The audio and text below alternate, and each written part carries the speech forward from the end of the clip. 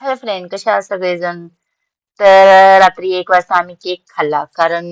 Cake का खाल्ला? तर कारण आमची आज आहे वेडिंग अॅनिव्हर्सरी. तर हे राहुलने रात्री 1 वाजता केक घेऊन आलेला. कारण त्याला यायला खूप उशीर झाला होता. मेडिकल पण चालूच होते आणि हॉटेल पण. आणि श्रावण येत आहे त्यामुळे थोडा हॉटेलला रश सुरू आहे.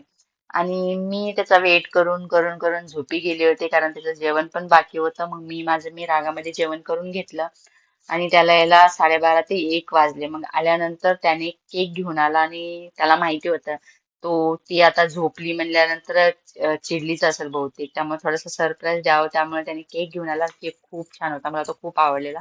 आईस चॉकलेट केक होता. आणि रात्री सेलिब्रेट केलं, म्हणजे केक कटिंग वगैरे केली.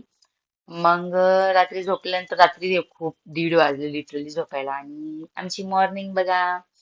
झोपेतून उठल्यानंतर तिला साईडला मीच दिसली पाहिजे, कारण ती अजिबात दिसली नसेल ना अशी रडायला लागते, सगळं घर डोक्यावर घेते.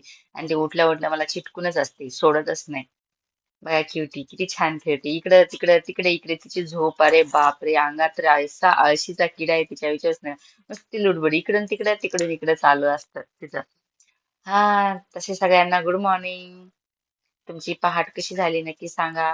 माझी तर पहाट खूप छान होते. माझा रिवाजा जेव्हा उठल्या उठल्या चेहरा पाहते आणि ती उठल्याशिवाय मी बाकीचे काही कामं करत नाही, कारण ती उठेपर्यंत तिची झोप झाली तर ठीक आहे, नाही ती सगळं घर डोक्यावर घेते.